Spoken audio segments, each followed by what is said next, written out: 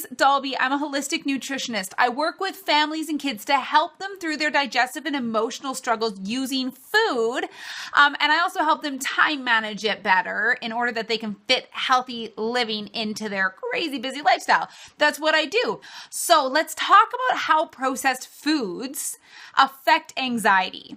So if you struggle with anxiety, you know that heavy feeling that comes with anxiety, or if you've seen somebody with it, that struggle is so real. And a lot of people will say like, oh, it's in their head, or they're making a big deal out of nothing. It's not. It's so real. And many times it can be relieved and fixed just through the foods that you're eating.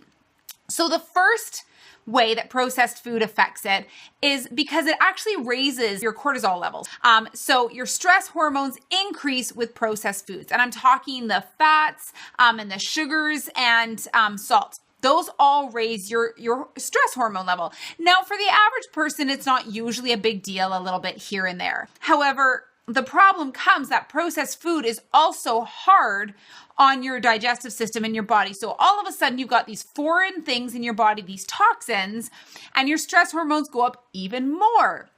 So you're just raising the level. Add to that if you're already stressed or if you already have a hormonal imbalance, and next thing you know, this thing's gone through the roof and your stress hormones are up. And what does it cause? It causes anxiety, right? Or it causes depression. It can cause different things for different people. However, most often it's going to start with anxiety. So your fat, your salt, and your sugars, these all raise your stress hormones, which can cause anxiety, okay?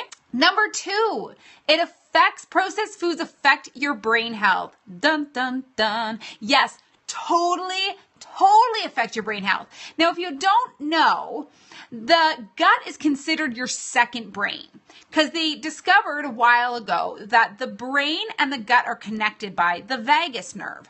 But it's been shown that your gut health or your healthy bacteria within your gut actually transports messages to your brain.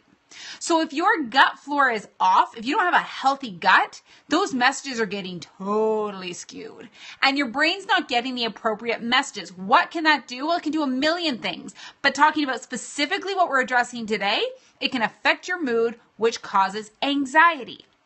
Okay? So if your gut health isn't balanced, neither is this.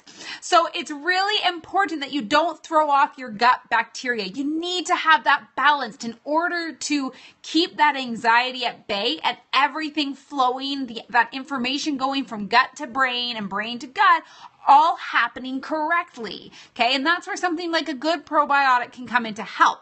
However, please keep in mind that there's no one thing fixes it all for this, right? So you can't just take a supplement and be like, well, now I should be feeling better. No more anxiety for me. It doesn't work like that. So much more than that, okay? Number 3 for you guys.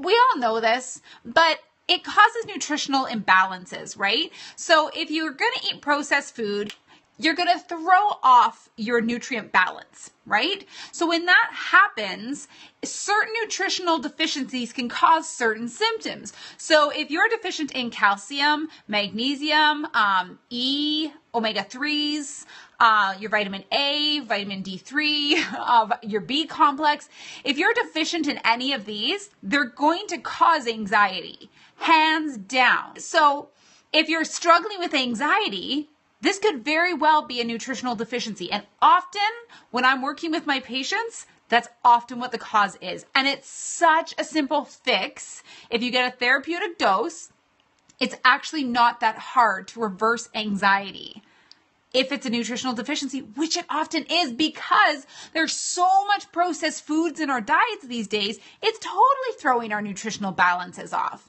I don't think I've met somebody yet that doesn't have a nutritional deficiency. Stress can cause a nutritional deficiency, and look at the world that we live in. So be aware that if you struggle with anxiety, food can cure you from this.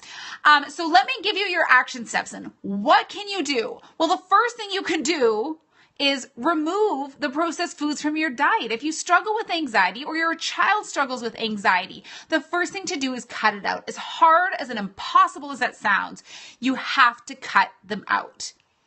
You want to fix the problem? You got to do the work. That's the number one.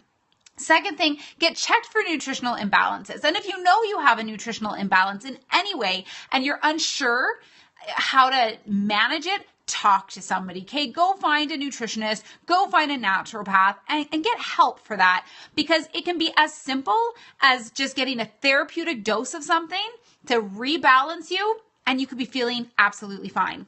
And number 3, avoid caffeine and alcohol.